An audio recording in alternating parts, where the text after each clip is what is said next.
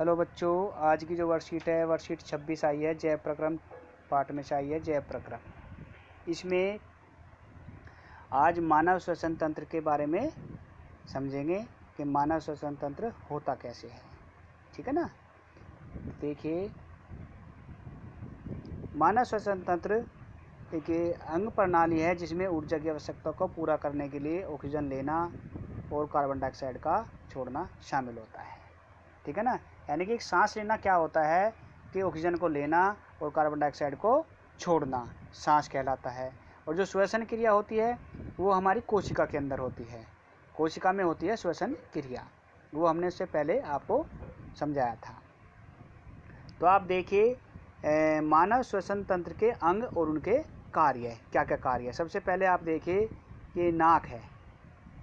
नाक में क्या होता है कि बाहरी नूतनों का एक जोड़ा होता है जो छोटे बालों के रोम नासिका के आंतरिक भाग को ढकते हैं और बाहरी रोगाणु से शरीर की रक्षा करते हैं और सांस लेते वक्त हवा को अतिरिक्त आर्द्रता प्रदान करते हैं।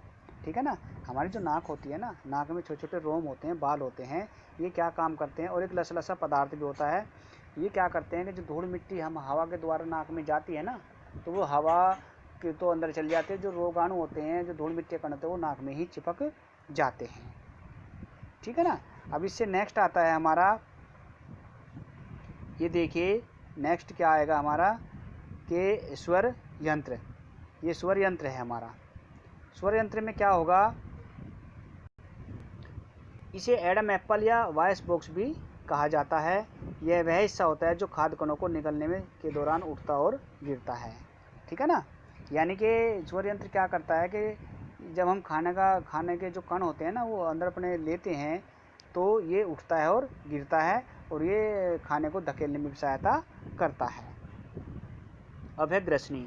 यह नाक और कक्ष ग्रसनी के रूप में एक विशिष्ट खोखले स्थान में खुलती है। यह हवा और भोजन दोनों के कणों का आम रास्ता है। खाद्य कणों को वायु नली में प्रवेश होने से रोकने का कार्य करती है। ये देखिए इसका मेन फंक्शन क्या है ग्रसनी का। जो खाने के जो कण है ना, वो वायु नली में प्रवेश होने से रोकती है ग्रसनी। और उपकंठ एक लोचदार उपास्थि है जो स्वरयंत्र और अन्य जो खाना खाते हैं खाने की नली के बीच एक स्विच के रूप में कार्य करती है। ये ग्रसनी का कार्य इम्पोर्टेंट होता है। कभी कभी जब हम खाना खाते हैं ना और हमारे धसका लग जाता है या हमें खांसी आ जाती है, तो इसका मतलब यह है कि खाने के जो कुछ कण हैं वो श्वास नली में चले गए हैं। ठीक है ना। अब है श्वास नली। श्वास नली स्वर यंत्र के नीचे से होते हुए गर्दन तक के नीचे तक फैली होती है और वायु नली की दीवार सी के आकार की उपास्थि से बनी होती है जो इसे चिपकने से बचाती है। यानी कि जो श्वास नली होती है ना, ये गर्दन के नीचे होगी और ये उपास्थि की बनी होती है, इसे चिपकने नहीं देती। देखिए ये उपास्थि वाला है, ये उपास्थि वाले दिखाए गए हैं इसमें यहाँ पे। ठीक है ना। ये जो छल्ले से दिखाई दे रहे हैं ना ऊपर, यहाँ पे नज़र देखिए, छल्ले से है ना, ये उपास्थि वलय होते हैं और ये श्वास नली यहाँ से यहाँ तक होती है। ये कंठ होता है हमारा और ये ग्रसनी होती है और ये मुख होता है। ऐसे ही हम अभी नीचे अभी देखते हैं, पढ़ाते हैं। देखो अब आगे हमारी श्वसनी का। श्वसनी क्या होती है, श्वास नली दो नलियों में विभाजित हो जाती है जिन्हें श्वसनी कहा जाता है। प्रत्येक फेफड़े में प्रवेश करती है और श्वसनी 2 या 3 श्रेणी में या बाद में श्वसन नलिकाओं में विभाजित हो जाती है जो आगे जाके कूपिकाओं में विभाजित हो जाती है। यानी कि श्वसनी क्या होती है, आगे कई भागों में बढ़ जाती है और ये कूपिकाएं कहलाने लगती हैं। अब कूपिका क्या काम करती है। कूपिका पतली दीवारों और एकल सेल से बनी गुब्बारे जैसी संरचना होती है जो वायु से भरी होती है। ठीक है ना। कूपिकाएं क्या होती हैं कि गुब्बारे जैसी रचनाएं होती हैं जो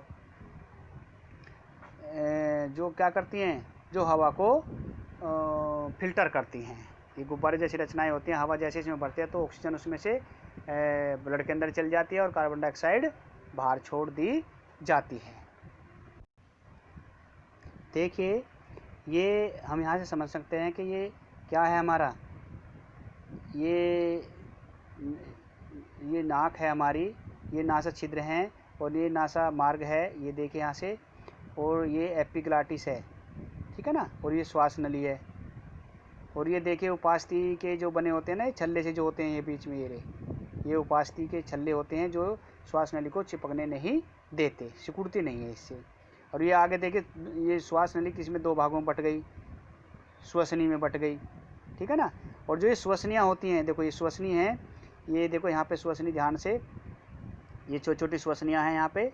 और ये जो है ना, ये देखो ये गुब्बारे जो बिंदु से चमक रहे हैं, दिखाई दे रहे हैं, ये क्या हैं कि ये हमारी कूपिकाएँ हैं, ये कूपिकाएँ हैं सारी, देखिए ये कूपिकाएँ हैं और ये गुब्बारे जैसी रचनाएँ होती हैं कूपिकाएँ। इनमें जैसे ही ऑक्सीजन जाती, वो एयर इसके अंदर जाती है, हवा इसके अंदर जाती है, तो यहाँ हवा को फिल्टर कर दिया जाता है और कार्बन डाइऑक्साइड बाहर छोड़ दी जाती है सांस के द्वारा, और ऑक्सीजन ब्लड के अंदर चली जाती है, ठीक है ना।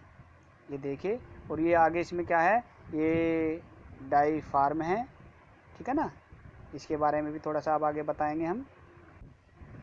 देखिए अब आगे फेफड़े, फेफड़े का क्या रोल है हमारे इसमें, कि फेफड़ा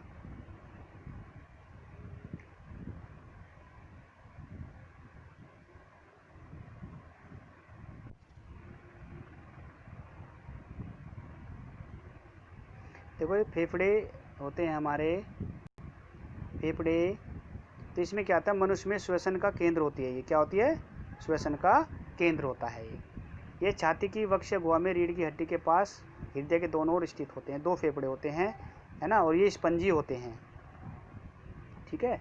स्पंजी का मतलब ये बड़े छोटे हो जाते हैं और मुख्य रूप से रक्त और वायु के बीच गैसों का आदान प्रदान करते हैं, ठीक है। बायां फेफड़ा छोटा होता है और दायां फेफड़ा काफ़ी बड़ा और भारी भी होता है। देखिए इसमें अब हम आगे इस चित्र को देख सकते हैं, यहाँ से डायग्राम को, ठीक है। इसमें देखिए सांस लेते समय और सांस छोड़ते समय हमारे जो क्या डिफरेंस होता है हमारी बॉडी के अंदर। सांस लेते हैं तो वक्ष गुहा फैल जाती है और सांस छोड़ते हैं तो वक्ष गुहा सिकुड़ती है, ये आप करके देख सकते हैं। और पसलियाँ ऊपर उठ जाती हैं जब हम सांस लेते हैं, और जब सांस छोड़ते हैं तो पसलियाँ नीचे की ओर बढ़ जाती हैं। डायफ्राम आकार में सपाट हो जाता है जब सांस लेते हैं, और जब सांस छोड़ते हैं तो ये गुंबद की आकार का हो जाता है, यानी कि इस तरीके का हो जाएगा। और जब हम सांस लेंगे तो थोड़ा सा ऐसे हो जाएगा, फ्लैट सा हो जाएगा ये, ठीक है ना।